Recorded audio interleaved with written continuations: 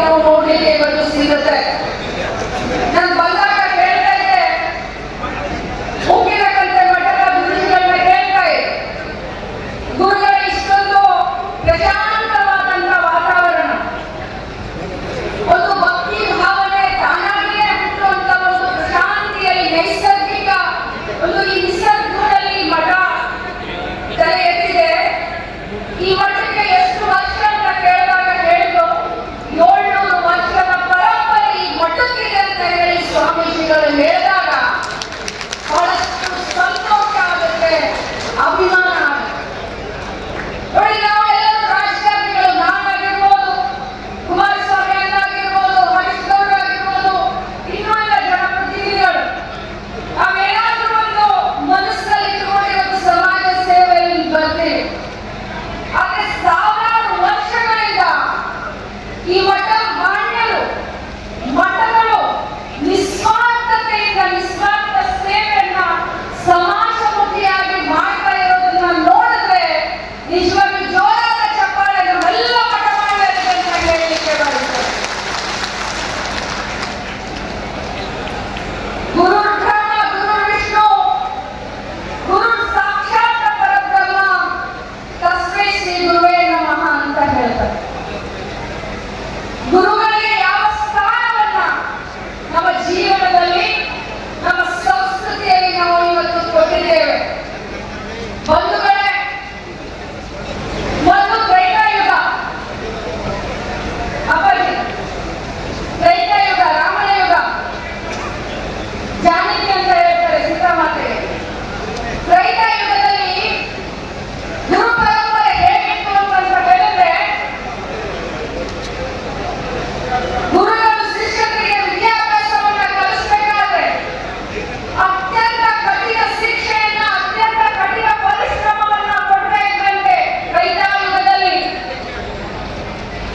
ಅತ್ಯಂತ ವಿಳಂಬತೆಯಿಂದ ಒಂದು ಶಿಕ್ಷೆಯನ್ನ ಸ್ವೀಕಾರ ಮಾಡಿ ರಾಜ ಮಹಾರಾಜರ ಮಕ್ಕಳು ಕೂಡ ಗುರುಕುಲಕ್ಕೆ ಹೋಗಿ ಗುರುಗಳು ಹೇಳಿಕೊಟ್ಟಂತ, ಮಠಮಾನ್ಯರು ಹೇಳಿಕೊಟ್ಟಂತ ವಿದ್ಯೆಯನ್ನ ವಿಳಂಬತೆಯಿಂದ ಸ್ವೀಕಾರ ಮಾಡ್ತಾ ಇದ್ದಂತೆ. ಅದಾದ್ಮೇಲೆ ದ್ವಾಪರ ಯುಗದಲ್ಲಿ ಗುರುಗಳು ಶಿಷ್ಯರನ್ನ ಶಿಕ್ಷೆಗೆ ಗುರುಪಡಿಸಿ, ಕಠಿಣ ಶಿಕ್ಷೆಗೆ ಶಾಪವನ್ನ ಕೊಟ್ಟು ಭಯಭೀತಿಯಿಂದ ಅತ್ಯಂತ ಅವ್ರಿಗೆ ವಿದ್ಯೆಯನ್ನ, ಬುದ್ಧಿಯನ್ನ ಅವ್ರಿಗೆ ಹೇಳ್ತಾ ಇದ್ದಂತೆ.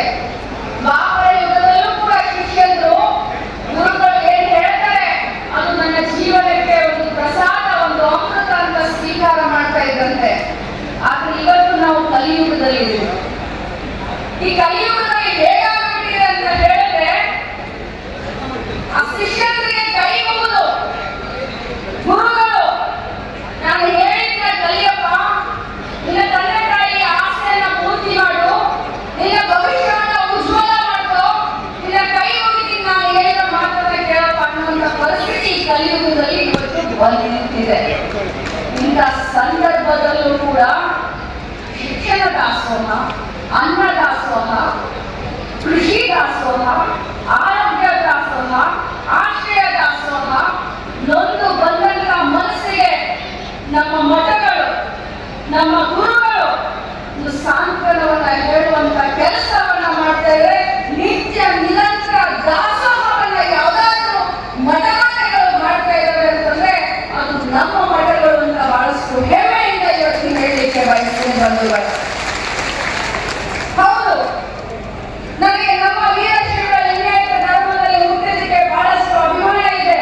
ನಾನು ನನ್ನ ಧರ್ಮವನ್ನ ಪೂಜಿಸ್ತೇನೆ, ಜೊತೆಯಲ್ಲಿ ಬೇರೆ ಧರ್ಮವನ್ನ ಪ್ರೀತಿಸ್ತೇನೆ ಅಂತ ಬಹಳಷ್ಟು ಗಟ್ಟಿ ಧ್ವನಿಯಲ್ಲಿ ಹೇಳಲಿಕ್ಕೆ ಬಯಸ್ತೇನೆ. ಯಾಕಂತಂದ್ರೆ ನಾವು ಬಸವಣ್ಣನವರ ತತ್ವದಲ್ಲಿ, ಬಸವಣ್ಣನವರಿಗೆ ನಿಷ್ಠೆಯಿಂದ, ಪ್ರಾಮಾಣಿಕತೆಯಿಂದ, ಬದ್ಧತೆಯಿಂದ ಸಮಾಜಮುಖಿಯಾಗಿ ಇವತ್ತು ನಾವು ಕೆಲಸಗಳನ್ನ ಮಾಡ್ತಾ ಇದ್ದೇವೆ. ಈ ಸಮಾಜವನ್ನ ಬಹಳ ಮುಂದೆ ತೆಗೆದುಕೊಂಡು ಹೋಗಬೇಕು. ಸಕಲ ಜೀವರಾಶಿಗಳಲ್ಲಿ ಅತ್ಯಂತ ಶ್ರೇಷ್ಠ ಜೀವರಾಶಿ ಯಾವುದು ಇದೆ, ಅದು ಮನುಷ್ಯ ರಾಶಿ. ಮತ್ತಷ್ಟು ಸುದ್ದಿಗಳಿಗಾಗಿ ನೋಡ್ತಾ ಇರಿ ಪಬ್ಲಿಕ್ ನ್ಯೂಸ್ 24x7. ಇದು ಸತ್ಯದ ಧ್ವನಿ.